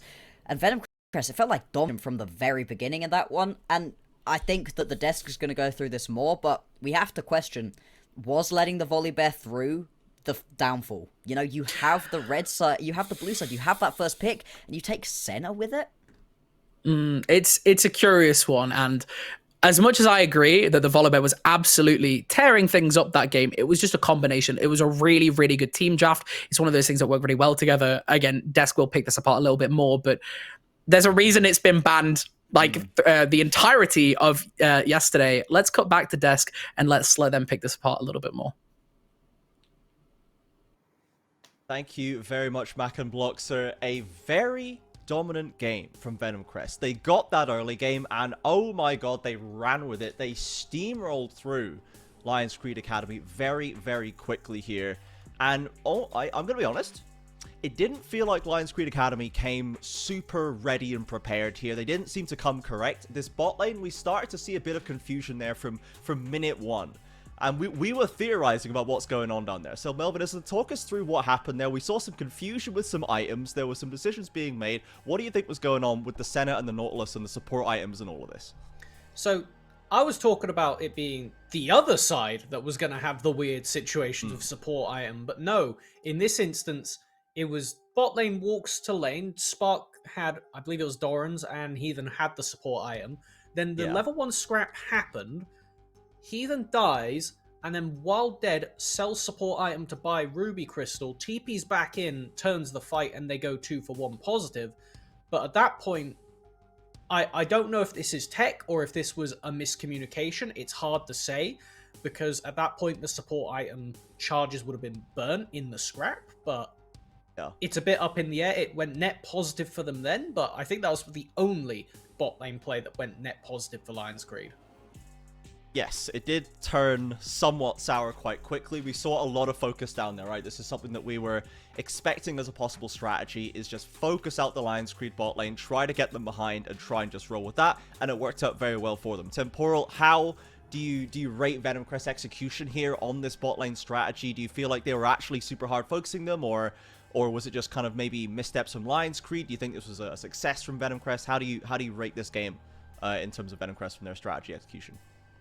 It's quite high caliber from Venomcrest. I don't know whether to be like, oh, Lionscreed, your idea was silly. There was clearly confusion, as Melvin Dizzle mentioned. We highlighted the R3 Braum ban, which came through, slotted real nice. Confident giving away the center on blue 1. To me, that's crazy, but maybe they knew that the setup to beat the Maokai required a Braum, and that the Nautilus that would accompany the center wouldn't be enough. Being able to play through Zillion ult was sort of the catch-all of freebie unleashed throughout mid-game, and then later on, it was already a little bit too late, Lionscreed. So through the bot lane, excellent play. There were 1 or 2 greedy moments where they had to like dive back under the tower through the new Tribush exit. That maybe wasn't all planned. QQR's Shockwave as well, catching both Roskilde and a freebie, did shut off the Zillion angle, but it was high execution. It was hard. Venomcrest got where they were going. Yeah, absolutely. Melvin Dizzle, I know you were not super convinced by the Zeri choice there for a freebie, just I guess in the context of the team. Talk to us a little bit about this pick, and how do you think it worked out for a freebie? Do you think it just worked out, or do you think now on review there was more method to the madness there? There was definitely logic behind it. After I think about the third instance of watching Maokai just jump on somebody and then Zeri follow over the wall, I was like, right, okay, so this is just like pseudo Kai'Sa, pseudo Ezreal that they picked here, but also, like you said in the green room, Tempora, was just a nice backup plan that if they hadn't been able to get snowballing, you still have a Zeri. So I think that the pick definitely worked. There were a couple quirks throughout, but I think Freebie played it generally quite well. The fact that they had a Zillion in their pocket meant that you really couldn't misposition in a lot of these fights. I think after they started grouping up there and they got 1 death at a point when Venomcrest did a little bit of the trolley-poly, but, you know, outside of a couple overzealous battles, it was generally just a nicely played game from Venomcrest. They knew that we just have more gold for the majority of this game, so let's just keep hitting them with the wallets. Yeah, I'll be honest. This Zillion looked a lot less of a meme than yesterday's Zillion. This one was great from this whole game through. And I was saying to you guys while we were watching, like, this is one of those games that makes me just think, like, Zillion has a revive on his ultimate and the AoE stun on cool. He's just broken. This is a broken champion. Surely this champion is the best champion of the game. And he just made it look like that. Roskilde was absolutely cooking on this pick. So, Temporal, this Zillion here that came in, I believe it came in late, right? It came in as like a late solution to really just activate this team in such a big way. What is your takeaway on this pick? Is this something that you're expecting to see again, or do you think it just was the silver bullet that really brought everything together for Venomcrest in this one game? I think we said, you know, you have to attack Lionscreed's style of going late. Not having a laning phase is not an issue if your opponent is off the gas, handbrake engaged, and, you know, hanging around. Maybe that's also a draft trap into Lionscreed. When you pick Sejuani Orianna, you're not really a heavy 2 versus 2. You're not coming for this Zillion. You're not going to repeat what we saw yesterday, where you turn him into mulch. Instead, 20 CS down, but 1 Nexus in advantage. Absolutely, that's all that matters, right? They got the dub, the Nexus exploded, and they've taken the lead 1-0 in this series. The last thing I want to touch on before we throw to a break is we have to address the Volibear in the room a bit more directly. Bartholdi absolutely crushed it in this game. Super massive from him. Here's the stats from this game. 9, 2, and 17 on this Volibear. We said in the draft, as soon as it was let past B1, it's gotta be picked now, right? It was, and we can see why. So Melvin Izzle, talk to me more about this Volibear for Bartholdi. What exactly was it that he did that let this game go so well for them? And do you think there is any chance this pick is gonna get let through again? Oh, he was just absolutely relentless, going in and invading Porp on, I believe it was his first and second red buff, killing them on the first instance and then forcing out a flash on the second, just completely mitigating this Sejuani in the early game, not giving any potential for Porp to really be proactive on the map. If that Sejuani gets to hit 6 early, you could look to dive Kennen. You have an Aatrox wing condition. Kenji wasn't exactly pushing the lead in that counter match up top lane, so there was definitely the potential for Lionscreed to have something, but when this bear is just running rampant through your own jungle, it was like we said beforehand, it was his jungle. There was nothing to be done about it, and in answer to the question, this cannot be allowed through. If you are taking blue side Lionscreed, you must first pick this or ban it. Yeah, and conversely, you know, if you are red side as Lionscreed, you can't not ban it. You are stuck now. You must ban the Volibear. It's just too good. Massive performance there from Bartholdi. I love the way he's opened up this matchup. Our featured matchup for today, as we said, such an old hand in Porp and a new rising star in Bartholdi. Bartholdi fired a hell of a salvo in that first battle to give the first win to Venomcrest in this series. For now, we are going to go to a short break. Don't go anywhere, guys. We'll be back in just a few minutes. This series is just getting started.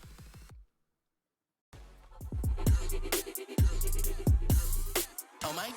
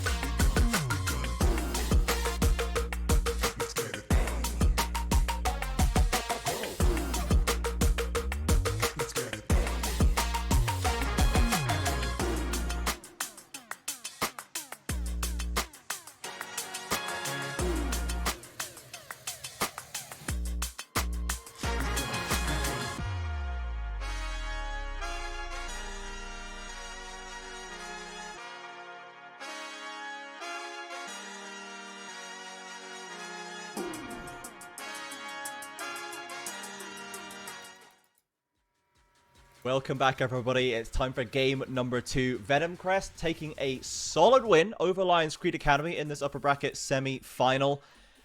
And we already talked before the break about how impactful certain picks were for Venomcrest, right? The Volibear, the jungle, we're not expecting to see this again. The Zillion surprise counter there in the mid lane. But I want to talk a little bit about the top side, because that kind of went a little bit unnoticed. Honestly, for both sides throughout the game, it was all about the bot lane matchup, it was all about the Volibear.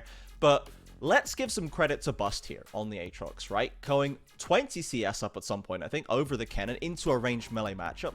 Doing very solid for himself, and this is indicative of something that we said might be an option for Lionscreed to play, right? Play through that top side, get the supportive mid laner. They had the Orianna, who was also winning her matchup. So, Temporal, for Lionscreed, they had this kind of success story building on the top side.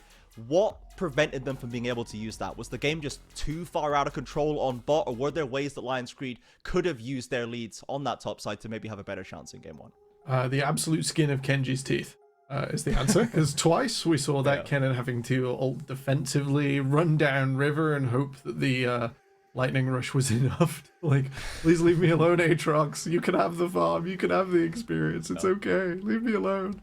And I also think it's part Sejuani pick and part Sejuani suppression that Bartholdi was so successful in doing, keeping the Sejuani down, being the more proactive jungler. Wouldn't mind seeing Lionscreed's top side having a little more freedom. I think the Aatrox was a great way to attack the team fight, but it was left a little too stale without a jungler to pair it, without some way forwards. Where those picks were found, the sort of slight lead for Venomcrest was maintained with a Zillion ultimate, and tools were too late from Lionscreed, meaning they couldn't actually successfully play through a fight. So we did have tools there to play for Lionscreed Academy. Melvin Izzle on this top side in the mid as well. For Kikara and the Orianna and the Sejuani jungle there. Do you feel like there were different ways to play this out as well? Different options for them? Or I guess, do you agree with Temporal's assessment that you want to see maybe something a bit more aggressive out of Pulp to try and solve that? Definitely something that can get less linear, I think, is the main thing I want to see from Port, because the biggest issue we've been having with this Sejuani, with the previous Vi game that they played in this matchup last week against Bartholdi's Volibear, if you get put behind, there's nothing you can do realistically. Your champion just doesn't have the facilities to fight back in the 1v1, and you will be dying if you're forcing any proactive plays elsewhere. So I want to see something, not that there's much, if you're not taking the Volibear, then you need to have something that can proactively fight and ban that Volibear. I don't care what cope is going on Jarvan here. like yesterday. We need something a little more current. A smidgen, more current. A bit more 2024, you know, a bit higher champion design level. I mean, there's not much really on the table that can handle the bear, so killing that is the first thing, and then it needs to be get Porp something proactive, something that can fight and actually skirmish more. Yes, something to give Pop a little bit more agency, because he has been so successful in those early stages before, such a leader for this team, for the players both in and out of the Rift, and we didn't get to see much of him in that game. Bartoli very much had his number from minute 1. So if they can solve that top side, let's see what we can do about the spot side, right? We got the Senna. We love the Senna. Senna's a great pick. I know, Temporal, you're a big fan of the Senna. If they just ban Volibear, do we just take Senna again, Temporal? Can we just slam this? Are we still B1ing this if we just remove the anti-Senna, the bear that, as you said in the green room, rips her head off? If we just take that influence away, are we good? Yes. But stop picking There it is. Mortalus with That's it. I played Senna Pantheon this last week as a duo. That's the sort of energy I want. If there's a Maokai lane, if there's like, you know, a vanilla support that is melee, that is engageable upon, Nautilus is not enough. I want to see Pantheon, I want to see like absolute ability to get Senna going from minute 1, because the 2v2 is heavy on farming Senna. It's really powerful. She's getting stacks off of the enemies, so it enhances her scaling. You got a fist fight. Nautilus is like medium fist fight. I want to see Pantheon, I want to see Blitzcrank, maximum violence if you're going to pick farming Senna. If you're going for fasting, maybe the Nautilus is fine, but then you have to equal the rest of the map and actually pay attention to the Aatrox or similar in topside. I It's don't know. tough. It's a lot of conditions. I've just listed like 5 conditions for Well, this my one niche issue, setup. right, is I'm looking, and Lionscreed banned Talia, Ashe, Varus. So that means you have to give up the Talia out of those 3, because otherwise you're just giving a different bot lane answer over to Venomcrest. That is right. See? There's not a good answer for Lionscreed, as we're in the draft Dude, they're now. sticking the Talia. They knew. So it's They like, knew. what do you do now? You've got to either sub out the Ashe or the Varus for the Volibear, and you know what happens if Fastleg gets Ashe. So there we go. That one's off the table too. Yep, got to give the Varus if anything. We have to or give the keep Varus, it. I think. Yeah, because even like, this is at least a known quantity. We know how Varus works. We've seen this champion enough. There's ways to deal with it, and I think it doesn't enable as kooky of a playstyle, perhaps. But I guess not. I guess they're You just have to first pick Bear. they're just gonna threaten the first pick, right? They'll just go for the You cannot Venomcrest salty run backing right hesitate now. for just a moment. Like, should we just see if they'll do it again? They'll do it again? maybe. Okay, but now we look at Venomcrest can just take the Senna plus the Nautilus, plus the Maokai if they want to. No. yeah, that's open too. There's so much. The Senna Yes. vulnerable to Volibear dive. Smolder, not so much. Flies over a wall. See you, Volibear. Volibear can jump the wall, but only on like a 7-year cooldown, whereas Smolder can just flap. I'm not completely out of my mind. Smolder went straight through last weekend, right? Yeah.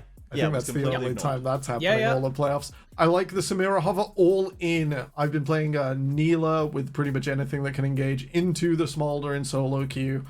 I think if you go hard in the first 15, Smolder really suffers. You stack up the dragons. You say, oh, you want to go late game, little guy? There won't be one. What? Need to ram the advantage down his throat, and the Volibear is a good way to start that, right? We know this is successful for them. They've gone for the Alistair instead. Heathen sticking to his usual archetype. Does have a potential, flash W headbutt to get on there, but not as consistent of an engaged strategy, not as long range perhaps, without the flash involved as some others. And it looks like they might be going for the Jinx into scaling to try and match a Smolder in scaling, which is a Why bold would strategy. you match? I but feel I like don't like think... it. Neela or Samira there, just kill it in 15. Get the job done, get it done fast. Lionscreed, this looks like nerves to me. We saw what happened to Ruddy yesterday when they tried to, go even a little bit of Jinx, I want to go late a little bit as well. Wasn't enough. So they have gone for the Zillion as well for a skill. They're running that one back, which I love. We're just sticking with this. We're going, that worked pretty well. Let's go for that. Now, Spark does at least have a lot of lane pressure on the Jinx, has a lot of range to play with, and they can try and maybe hold the Smolder down a bit, but Smolder has so much range to play with as well with W that I don't know if that works either. We'll see how that goes through. The bans you can see, to be clear, these are the second rotation bans, I believe. The Gwen, the Vigar, the Sylas, You could also... and the Jarvan. Wait, yeah, I was about to say that changed. I'm gonna not That's address not that. a complete I'm salty no run longer back. trusting the Jarvan, so let's just address what the picks come through. As a Trundle. Now, into the Bear. Okay. Another early duelist. Melvinizzle, thoughts I like on it. the Trundle? I like it. That's a good answer. There's not many champions that can fight Volibear. Trundle completely escaped my mind because, my god, I can't remember the last time I thought about this champion, blissfully so, but it does answer. And added secondary benefit, really annoying for Jinx. Yeah. Like, this is such good setup into the double bomb, into a hook, into the combo. I'm a little wary that Venomcrest are currently lacking damage a bit here, especially when you look over at Lionscreed. They're building a very similar, just meatball comp, but this time they have 2 reset tools in it. 3 reset tools in it. Okay, one kill, and they are off to the races here. Now, Kenji does still have the cannon from last game as an option. It's the same matchup, and we know that he likes to play carries. If they're going to try and fix their damage profile, I know that Kenji surely has a champion with damage in the repertoire. That's more and like it's Yone. That's more like it. So playing off the Zilean, being able to go farther and faster with it, suits Yone really well. We've seen this throughout the split. Kenji's had a pretty good time on the Yone, pretty stylish. Into the Aatrox, you have the in and out to get around the sweet spots. It is vulnerable to the Volibear showing up in a big way. This is high risk, high reward. And we saw things get a little close with the cannon, but he doesn't have to control the team fight. He doesn't have to be that presence this time around. Now, if you say it's vulnerable to the Volibear, right? But there's a Smolder on the Rift. Surely we want to be just absolutely ramming this Volibear down the Smolder's throat in this game?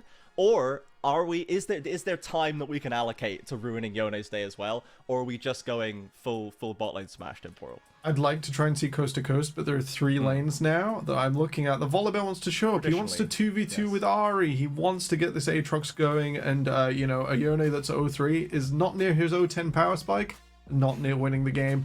And you got to keep the Smolder down. Lionscreed have got their work cut out for them, I think, to hit as many beats as fast as possible. Now, if they get some crazy level 1, that gets easier. The big moves have to be made, otherwise the Smolder will get there. Okay, so we have plenty of options for Pop to try and play through. Melvin Izzle, where do you think his time is best allocated? Before we get into this game, where do you want to see Pop doing? You want to see him countering jungling? You want to see him go for the ganks? What do you want?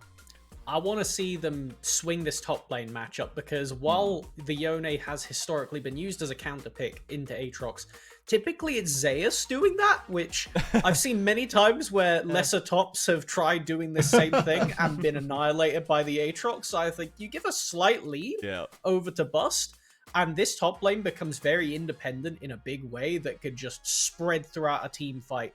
Because if there's more than one person that's squishy and could die immediately, the Zilean's only saving one of your 2 carries this time around.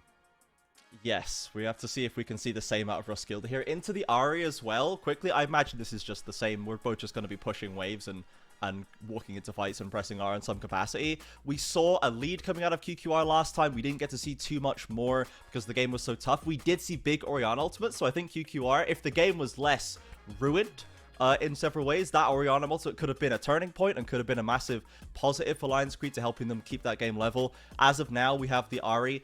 I mean, I always hate Ahri just being the meta. I think the champion is so boring when she's there all the time. I don't know if you guys feel differently about this temporal. Like, in terms of Ahri coming back, is this like the return of now Ahri's just coming back to being a mid staple, or is it just like, oh well, we've run out of other options, so we're gonna pick this Ahri because it's always fine? Best of the rest when you don't want an assassin or a control mage. She's just a middle mage. She's just there for setup. He can push over the lethal line.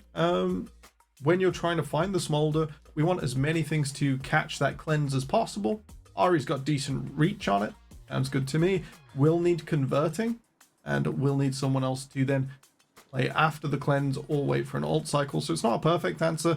I think it'll give Zilean some threat that he didn't have in the last game. He could just walk to lane. What's Ahri going to do? Shockwave and keep walking? Like, it's not enough. The Ahri will be enough to apply pressure to the Zilean solo. Not kill, though. That's going to require the Volibear as the extra steps. They're difficult. But you don't have to kill them, right? I really like the idea of taking this Ahri once both level 6 on them and the Volibear.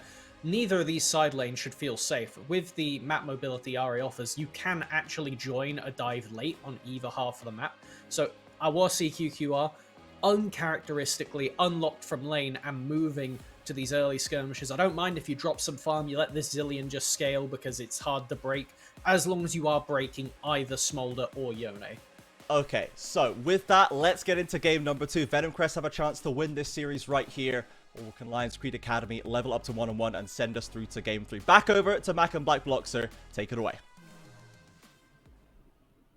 Hello, everybody, and welcome back. We are back. We're ready to cast the second game of the second upper bracket semi-finals of the UKL Four Nations playoffs. It is an incredible first game coming through from Venomcrest, taking that victory. How are you feeling after that one? That one was completely insane, and I worry that we've kind of got the same idea. I really like what Lionscreed have put down with this composition. I think it works overall really well. But then Venomcrest, I feel like they've just got the same thing. Zilean speeds people up, you run at them at Mark 20, and just try to win that way. So I wonder if Venomcrest are going to be able to win in the same way they did last time. 100%. And there's a little bit of a switch up. We have the Volibear on the side of Lionscreed, as we've noted, but I love this Smolder pick. Very, very scary. Now, I was saying beforehand, back before Smolder dropped, I was always of the mind, well, if you wanted something hyperscaling that's going to pop off in teamfights, why not pick Jinx? Now, obviously, on reflection, silly opinion, Smolder's absolutely decimating the Rift, probably one of the most successful ADCs we've seen drop ever. And now, I'd say the same still applies, but there is a point in which this Smolder will come online, and if Spark gets picked here, it might be a little bit early. The hook comes through, and the root lands, and they must flash away over this wall. A sliver of HP. Is Riskilda going to Kobe this one? I don't think so. But that is both summoners down for Spark at less than a minute in. Very dangerous beginning of the game for Lionscreed. Really is. As fast as you do lose out onto your flash and your exhaust, obviously you've still got that hex flash, so it's not the end of the world. And it's so much better to get both of those summoner spells off of Spark. I mean, what a terrible beginning. Spark needs to get late on into this game. It's such an interesting matchup here in the bot lane, because we always think of Jinx as this late game hyper carry, the resets being everything that you're looking for once you get into games, and that's still true, but the point at which Jinx sparks is just a little bit before the point at which the Smolder's really coming online, so that window at which Jinx is really useful, if everything is even elsewhere, is just really short. It's been completely shortened down. I'm a little bit worried about how this is going to go as well, just with the Jinx. Absolutely no summoners available to them right now. There's no way that with this pathing as well, you see Barth already starting on that top side, mirroring Porp here on this Volibear, that it doesn't go a little bit down south for Lionscreed just with that lack of advantage. They might have a little bit of skirmishing, but this Nautilus, I mean, we've seen Fastlane just absolutely pull off incredible catches last game, and I just want to make Dune references so bad. I'm sure like doctors somewhere in chat like happy that someone's finally making a Lisan Al-Gaib joke, because you know I feel like he is actually seeing into the future. He knows where these people are. He's getting really, really good picks, and if he continues this trend, it's going to be really, really bad for Lionscreed. I mean, living up to his namesake right now, and just making these plays. Last game, those flash forwards onto Maokai, we obviously talk about how Maokai is not a particularly high skill champion, but the skill expression comes from picking the right moment to go in, and all of those picks out of Fastlane last game were incredible. If you could do the same thing on the Nautilus, I think you possibly have even more impact in the individual 2v2 in the lane. A little bit more fighting going on bot lane, as we could constantly see the health being traded back and forth. Freebie now showing up another unique champion. He's nearly doubled the amount of unique champions just today. I kind of like that though. I think that this player, just from seeing the way they've been speaking, you know, just in Twitch chat and social media, they want to go. They're ready to be unleashed, and you can kind of feel it today. That Zeri game was really, really nice. Sure, had a great team facilitating, lots of early leads around the map, but they were really zooming at one point, and you could feel it. And I'm interested to see how that goes. Another pick I want to just quickly talk about before there's a scrap bot lane is Kenji on this Yone. Really, really exciting pick.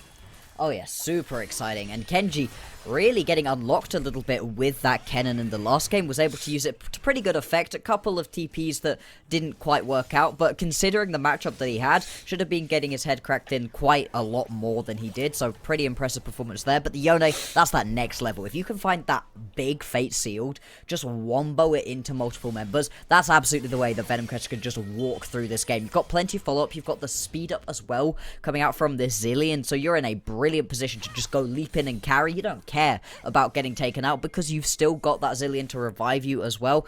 I really like what Kenji's building here, and the fact that he's having a pretty chill early laning phase I think is exactly what you want. You're looking to get involved in these skirmishes, not in the 1v1 versus this Aatrox.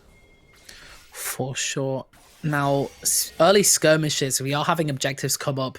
I think both junglers are maybe posturing towards this top side. Heathen lurking around trying to maybe look for an angle on Zilean, but how can you really lock this character down? Not quite 6 yet, but still has the sums available.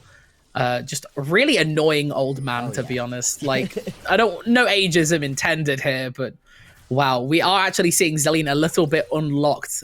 Why are people so inclined towards picking this right now, Max? It's just super strong. There's a lot of compositions right now where the main engage tool that they're looking to play around is just run at them, which can be dissuaded pretty easily. Things like the Renata especially are so good into that kind of composition. If you want to run it, perfect.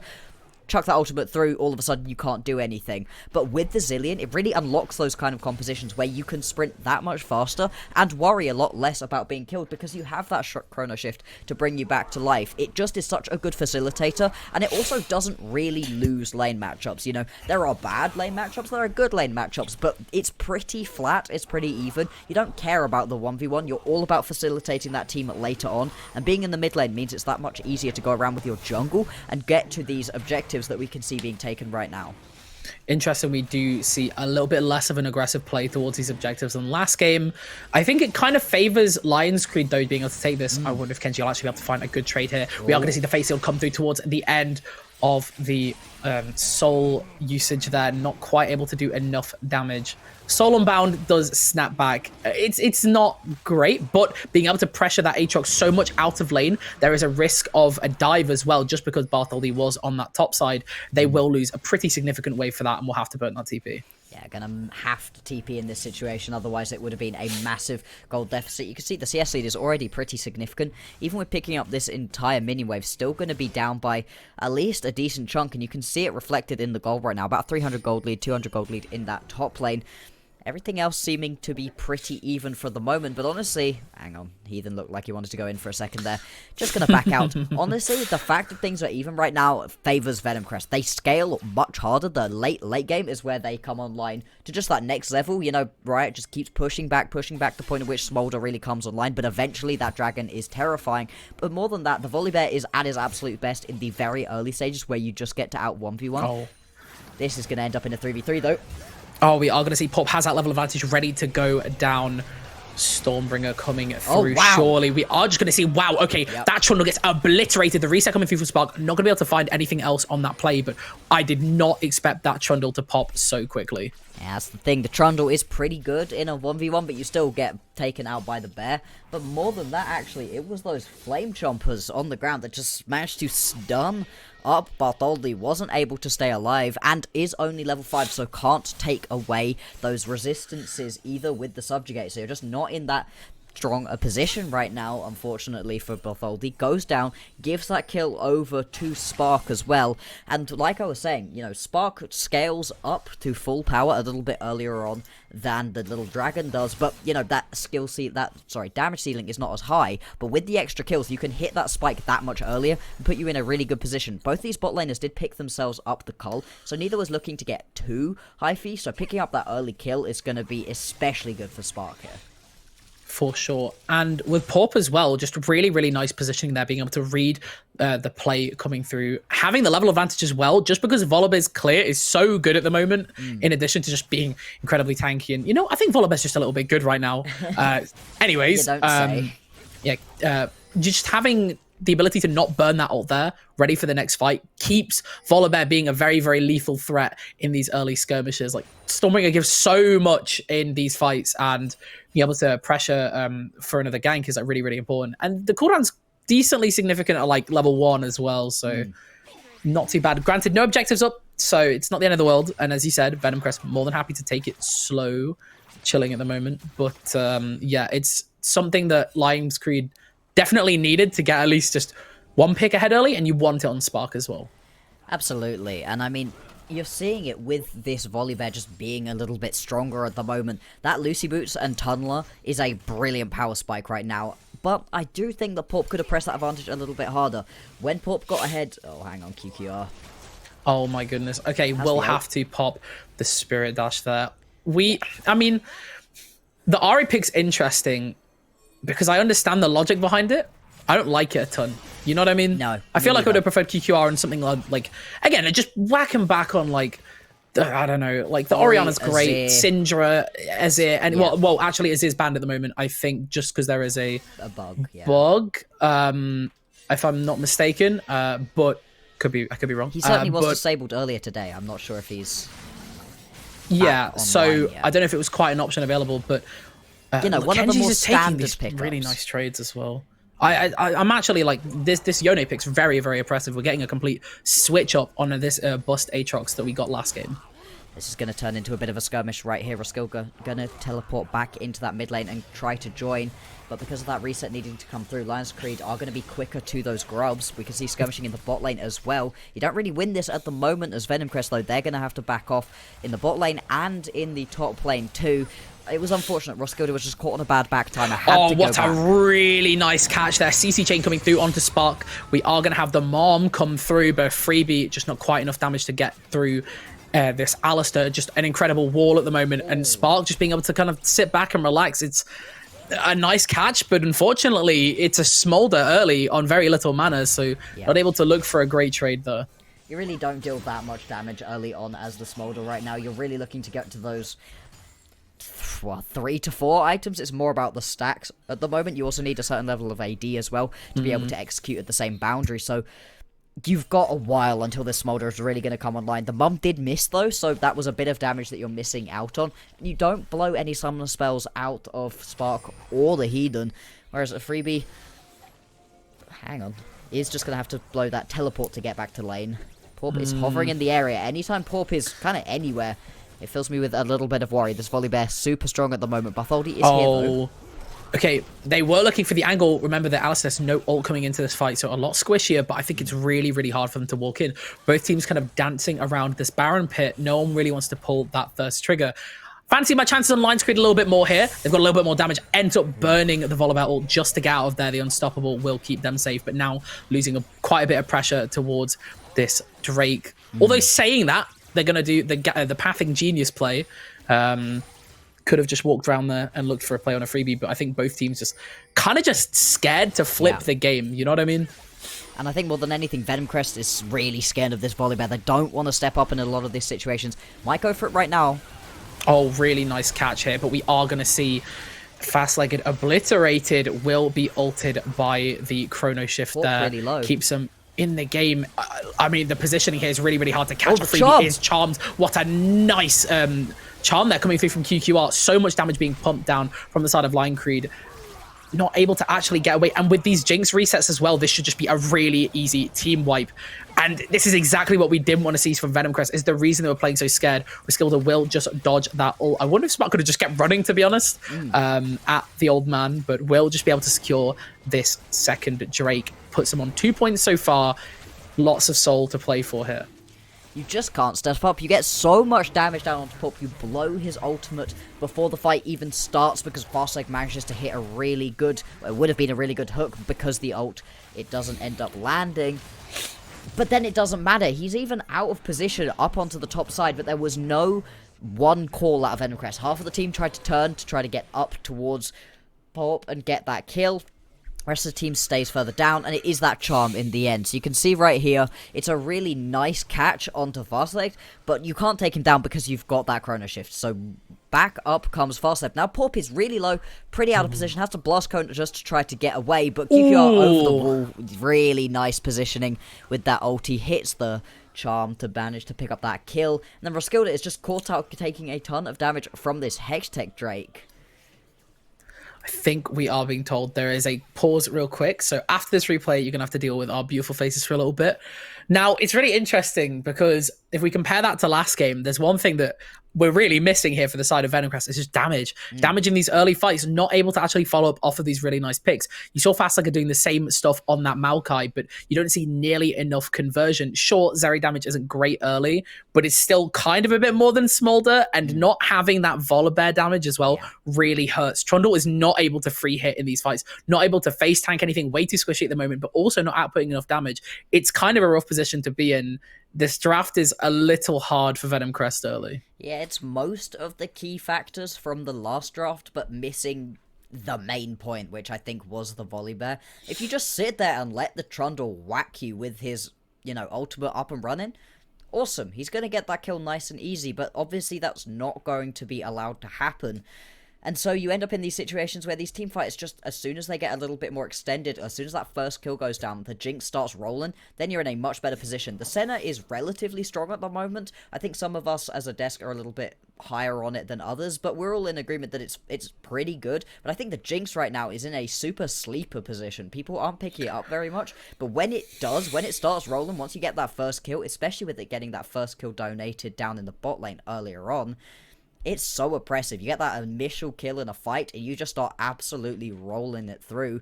And it's never a good start to a fight, I'd like to add, when the Zilean has to chrono shift the support. Like, obviously support lives matter, but it's not really the one that you want to be actually putting the ult down onto. It feels like there was one individual that could have changed the pace of that entire team fight for Venomcrest, and it was Kenji. Yes. Has a really nice gold advantage, will be outputting a lot more damage in this Aatrox. Kind of more ease of execution as well. Zillion obviously sending them Mark 11, can just run at them. Fate Seal, just an incredible ultimate for these fights as well. Gives them everything they want to follow up with this catch. It's kind of a shame Kenji wasn't able to rotate down for that fight, but what can you do, right? It's kind of hard. They're playing it slow. And still having the top lane advantage is really, really nice here as well. Gives them something to play for. It's in a weird position. Yeah, it really is. And I mean, what can you do before you manage to actually get this Yone into the fights? The amount of damage you're able to do it isn't enough overall. It's a really unfortunate situation, but I think a little bit of that is on Venomcrest for not being able to identify the fact that they couldn't fight that one. They had got the ultimate out of the Volibear, cool, but you really still aren't in a position to be able to get through any of these members. So maybe you just say, hey, we're going to leave it, we'll try and get something going topside, or we just go back to our lanes, farm, don't fall behind. Instead, they give over a ton of kills, and it puts them in a pretty bad position. We are just going to be back after a short break. We're having some technical issues right now, but make sure you stay tuned. We've got a great match on our hands, so we'll be back.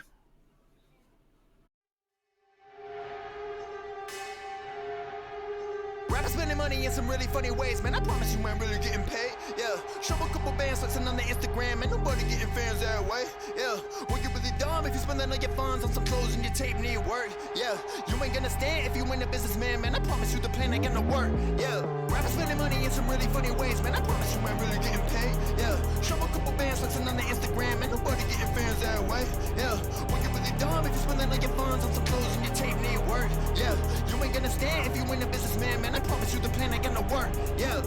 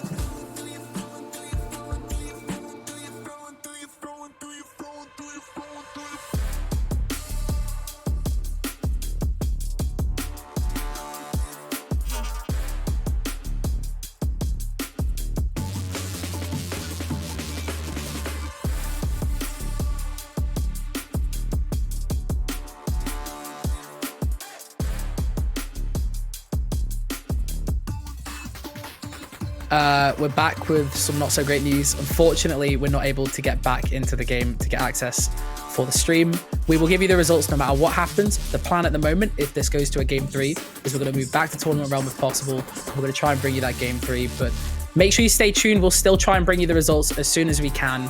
Obviously, it's not ideal, and it's, you know, it sucks for everyone involved. Like, you know, one of those things. But make sure you stay around. We will still try and bring you the results.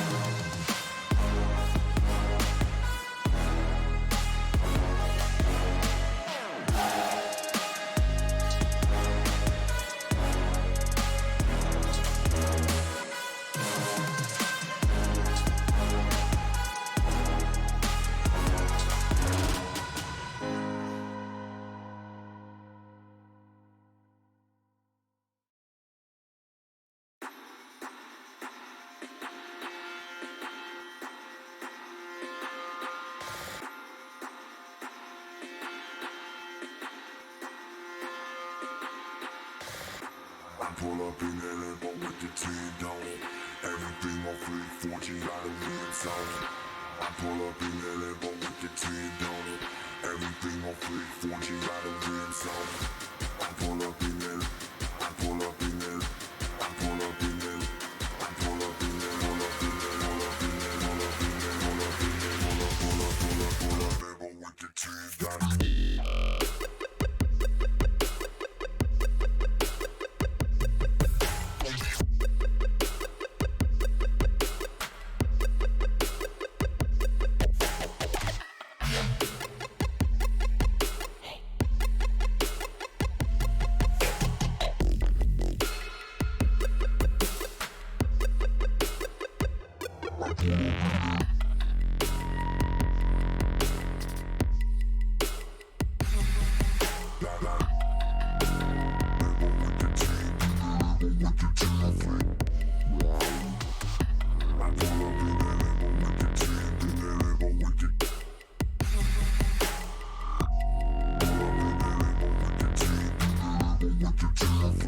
got him zoned, got him zoned, got him.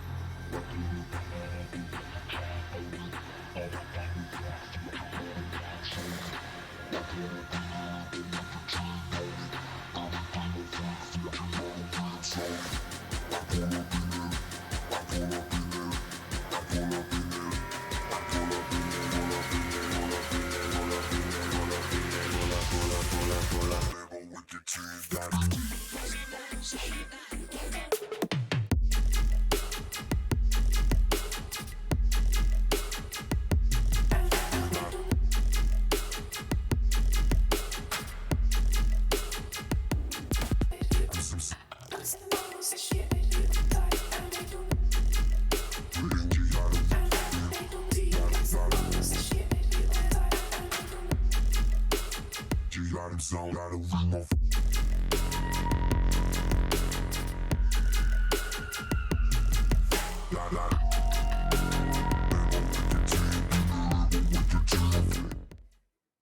Welcome back, everybody. Thank you so much for sticking with us. We have all been crowded around the wireless, getting the reports from the League Ops channel as this game concluded.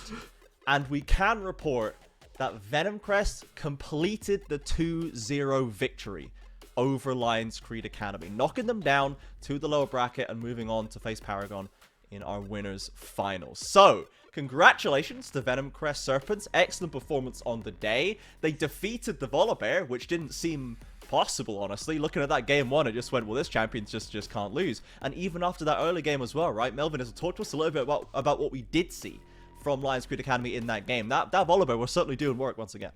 Yeah, so what we did actually have at the start of that game was a really nice, just slow early game on the side of Lionscreed, and then when it came to that dragon fight, it was just a bit of a mishmash from Venomcrest using Zillion onto a Nautilus, just let the entirety of Lionscreed walk away with the fight, not having the ability to continue that skirmish going. Really well played, managed to get several kills onto the Jinx as well, which is important. Evidently, though, Volibear may be really hard to lose with. Smolder, even harder to lose with, though. Yeah, it is a feat to lose with this champion, it seems, right now. We mentioned the fact that he did not get banned or touched at all in the game 1 draft, and then not banned at all in game 2. Temporal, talk to us a little bit about this Smolder and about what we saw coming through that League Ops feed as the game started to kind of tilt away from Lionscreed as it went on. So, if you're old enough like me to remember teletext, you used to get text updates on sport through your television. You'd put in a 3-digit code and it would go to like a program. It was all in like 16-bit, very cute. We were all watching, and our first big update was that Lionscreed at 24 minutes had claimed the Cloud Soul. And very quickly, the Baron afterwards, and we were like, oh, Lionscreed are on. So, like, we'll rebuild for game 3. It'll happen. Someone, we're going to shout out Corbin. Corbin, you're my favorite admin, because whenever you used to obs my channel, we won. You just said, Smolder exists. Hold our horses. 10 minutes later, or 6 minutes later, Venomcrest Elder Dragon at 30 minutes. Something happened in that 6 minutes that rhymed with not ending the game or diminishing their Venomcrest base with the Baron buff. To complete our text chat, at 31 minutes, Venomcrest quickly converted a coast-to-coast, that Elder, into Baron. And then a fateful call.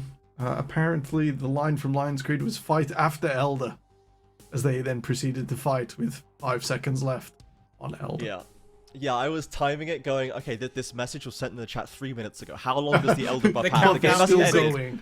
Surely they've lasted out the Elder, but sadly, as soon as I started thinking that, GG Venomcrest. Unfortunate, and they did end up turning it around. So well played once again from Venomcrest, not relying solely on the dominating early game, able to give the entire soul away by 25 minutes and still turn it around. Excellent performance from them. Let's take a look now at can I interject before we get away? If we all direct to the wireless, as mentioned, we can see that at 25 minutes, Lionscreed held a 9,000 gold lead in this. Ooh, and that. lost. It's pretty much a straight line back to 6,000 in Venomcrest's fame. It's unfortunate, guys. It's the upper bracket.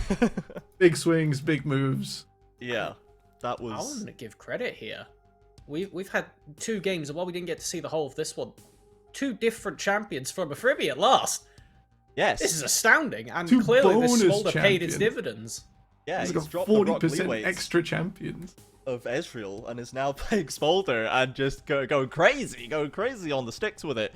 Okay, let's get the standings up and see where that leaves us, okay? Because as this steep drop-off of the gold graph does kind of chart the progress of Lionscreed down into the losers bracket, as we can see here, where they await the winner of Verzik and Belfast Storm coming very soon. So, what do we think of what we've seen so far? We've got our upper bracket done. We have, I would say, I guess, quite an unlikely upper bracket final result. I don't know if you would agree, Melvin Izzle. Talk to us about what you think we've seen so far in the winners side of the bracket. Listen, you came back today after being away for a little bit. I pity the people that come back after today and then look at this standing and go, what on earth happened here? I don't think the bingo card for Venomcrest versus Paragon upper bracket final was even a valid bet to place. This is astounding, and it's not for no reason. Both of these teams have been on massive upswings at the very end of the split, and I think it's going to be such a cool match to watch, just with the sheer contrast of aggression between them. Yeah, I think, yeah, it is an unexpected result, but will certainly be a fiery one. The early games from both of these teams have been very impressive, and we've now seen that little bit of extra spice in the draft for sure. I do like the way Venomcrest used Zillion a little more than Paragon, but we know that they've got answers to offer, right? They're not just going to be going down the normal kind of meta picks. We do have some options coming through for both of them. Temporal, what do you think about the lower bracket, though, for Lionscreed? They have the as we said, the winner of Verzik and Belfast Storm. What do you think awaits them down there? If they I think you called it a hellscape in the green room. I don't want to out you, but I agree. Like, that is some broken earth. What's the phrase? It's coming a cataclysm to me. going on down there? Scorched earth. There is nothing to grow out of here. There is danger. Wow. There is an absolute tension. Verzik look poised to repeat a blue shell run, a struggling Belfast. Yeah. It's a team that's reinvented itself in playoffs over the years. None of the members are quite remain, but maybe the spirit holds on. All to play for maximum tension and the end of a season for some of our teams.